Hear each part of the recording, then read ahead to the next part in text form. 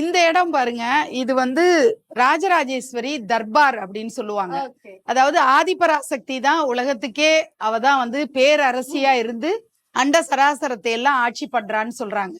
அதுல ராஜராஜேஸ்வரி தர்பார்ல லக்ஷ்மியும் சரஸ்வதி 2 பேரும் இருப்பாங்க. அவங்களுக்கு அடுத்ததா அந்த ராஜராஜேஸ்வரி தர்பாரையே மினியேச்சர்ல நான் சின்னதா சைஸ் வாரியா நிறைய வச்சிருப்பேன்.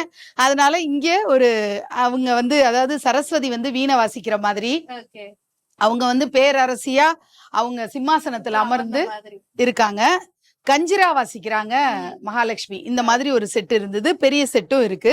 இவங்க வந்து சண்டி அப்படின்னு சொல்லுவாங்க, சண்டிகா பரமேஸ்வரின்னு சொல்றவங்க.